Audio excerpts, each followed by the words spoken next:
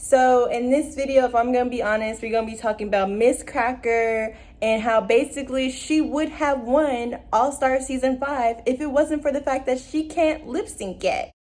And I'm gonna emphasize the words yet because I do believe that in the future, Miss Cracker will be a winner of RuPaul's Drag Race at some point. I don't know when, but she's deserving of the crown because she has the charisma. She's super nice. I like that she's emotional, but maybe it's because I'm emotional. Cancers. I don't know what it is, but I genuinely enjoy looking at Miss Cracker, and she made me laugh throughout the entire season. So let's talk about Jujubee. Jujubee also, the thing is, I really feel like Jujubee deserved to be in the top 3, but I don't think Jujubee would have won anyways because Jujubee was just an overlooked contestant this season, despite the fact that she had all the makings of being a drag queen. I genuinely don't think I don't think that people were looking at Jujubee the way people at home were looking at Jujubee, because Jujubee had the lines. She was hilarious. She also gave us the best Eartha Kitt that we've ever seen, and she didn't play into Asian stereotypes. Everything about her was very original, and she also didn't give up, which I really enjoyed seeing. Now, Shea Coulee won because out of Jujubee, who was an overlooked contestant, and Miss Cracker, who just couldn't perform, let me emphasize, couldn't perform in terms of lip syncing, because dancing, Miss Cracker was there, comedy, Miss Cracker was there, and looks, Miss Cracker was there. Although I will say her looks I feel like her looks weren't as, I don't want to say the words good, but like I feel like they were a different look than her original season, and I don't know if I was like feeling them completely, but I will say, all in all, Miss Cracker, it really is that drag queen. Like, we appreciate her queenness and all that she brings to the table. Also, Miss Cracker, at least from this season, she, unlike other contestants, India Farah to be exact, was not using African American vernacular English. Like, there was no like girl gagged. Like, there was really no reason for her to be going in like the way she was with everything. And I do understand that a lot of the language comes from LGBTQ plus communities, but specifically Black LGBTQ plus communities. So the fact that she was really going in with all of the extra gags and the other stuff, it was a lot for me, because it was just a lot. Shea Coulee was the contestant to beat. I think she won because she showed consistency. She didn't really have a bad performance. She also was teachable. When Ross Matthews and the special guest were like, hey, make fun of the fact that you lost to Sasha Velour in the lip sync with the roses, she brought that. She like literally took what they told her and brought that to the show, to her comedy performance. And although her comedy I wasn't laughing during the comedy that she did, but there was this sense of, okay, like Ross had, I think it was Ross who said that, it was one of the judges that was just like, she commanded the room, which was really exciting to see. And, it wasn't bad, especially when you're comparing it to other drag queens performances like Blair. So before we get further into the video and do more of an analysis on the characters, I need every single one of you to pause, look down below, and like and subscribe to my channel, okay? You're watching Dariae Willis. We're here, we're in it, we're excited to be together. And make sure you guys go ahead and leave a comment so I can know you guys are loving the videos and that you guys want to see more content from me, okay? Quitting. Never give up on your dreams. Never give up on goals that you would like to reach, because there's no brownie points. No one cares.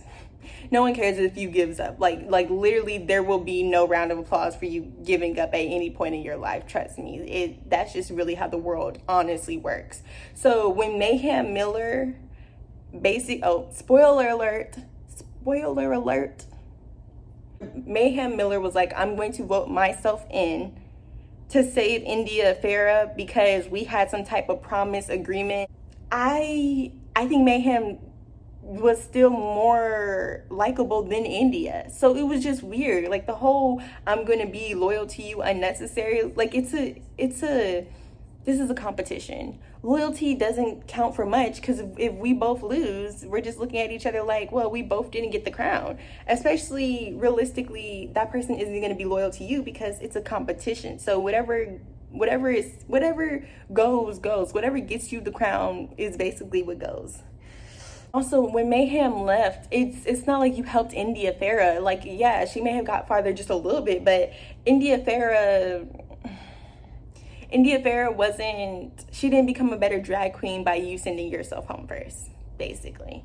And when Anjana left, prior to that, everybody was just disappointed because it was just like, Anjana, this is like, what, your third time being here? Like, you're supposed to, at this point, we was like, here, take the crown, Anjana. And she just left, and it was just like was it just a moment of just extreme compassion, or was it just like you weren't feeling deserving of it?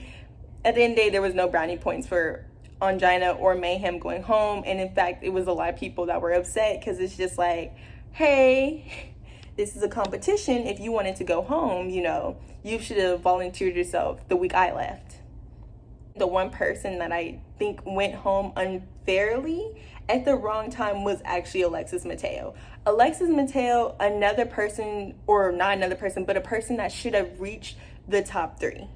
There was someone like, who else do you think could have even been in the top 3? I honestly would have said Alexis Mateo, because despite the fact that Alexis Mateo, had that little conflict with Ms. Cracker, we have to acknowledge that Mateo came good with the makeup each and every time. Makeup was on point, performances were on point. There was a character, there was a story, there was pride, there was a lot of stuff going on. They wanted to portray Alexis Mateo as a mean queen, and it bit her in the back, because they were kind of like, well, when it came down between Blair and Mateo, it was, do we send home Blair, who similar to India? Now, this is the thing. India and Blair were very similar to me in the fact that they both were able to play up the fact that they want to be here.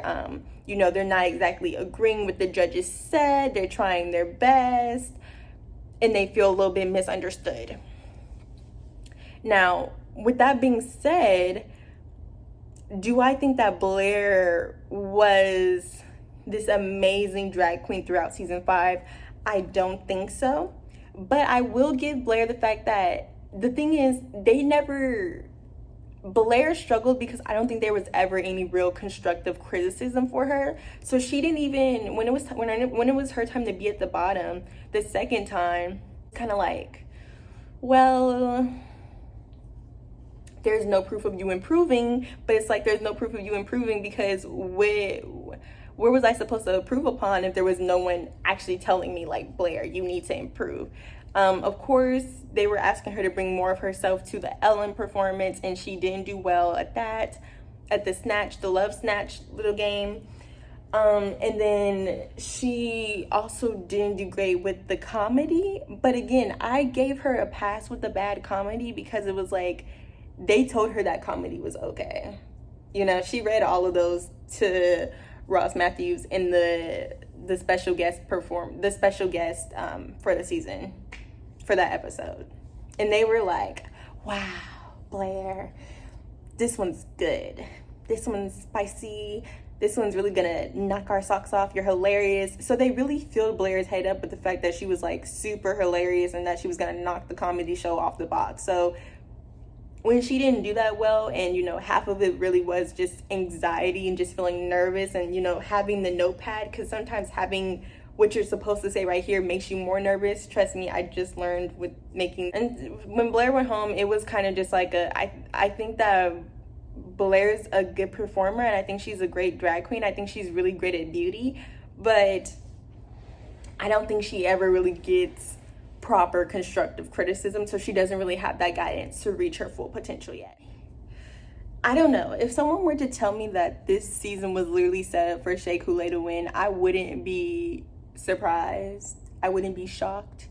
Or if someone had told me like this season was like no one knew who was gonna win the season, but everybody knew it was gonna be between Shea Coulee and Miss Cracker, again, I actually would not be surprised, because it was the way that Shea Coulee was just like, she was just, the last performance, her part specifically, how challenging it was, and the indie performance, it was just like, okay, maybe this was already written in the stars for Shea Coulee to win. Because to be quite honest, I don't even know how you can give the crown to somebody else when Shea Coulee's over here doing cartwheels over on people's necks. But I really believe that if Miss Cracker had showed more skill with her lip syncs, she would have taken the crown.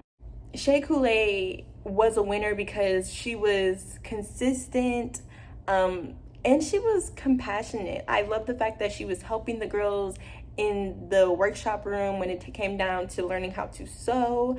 I love that, you know, when there was that small conflict between Alexis Mateo and Miss Cracker, Shea Coulee stepped in and was like, hey, Alexis, you have things all wrong. I had to ask Miss Cracker a question, and that's why she responded, talking about respect and respect amongst, you know, the people that you're working with. So there was these small moments of just like, oh, Shea Coulee is not just, she's not just a powerhouse, she's also a human being. That's the American story that everyone really loves, like to see someone passionate about what they do every day and to meet failures at time, or to meet hardships and overcome those obstacles in life, and to really, you know, win at the end.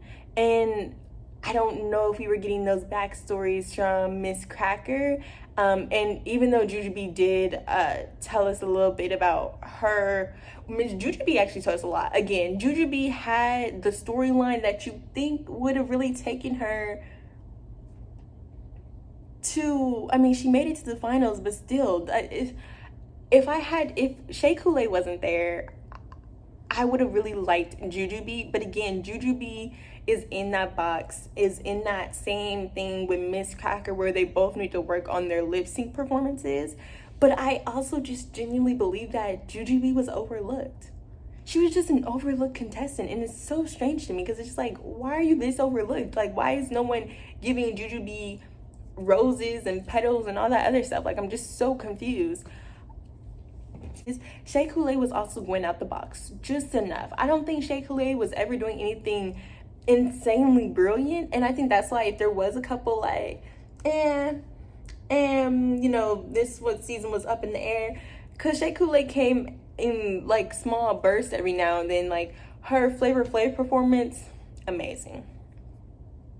It was hilarious to watch. It was so fun. It was honestly great. But then I think about it and I'm like, there was also Eartha Kitt. It was Jujubee's performance of Eartha Kitt. So it's just like, and again, Miss Cracker wasn't able to meet with the, I forgot who she was playing, honestly. But Miss Cracker's performance, it just wasn't, and she knew that too. So it's so weird. What I basically learned from the end of the season is never to give up. Consistency is key, and to remain humble. Maintain your humility. That's all for today's video. Everyone should watch All Star Season 5 and have fun.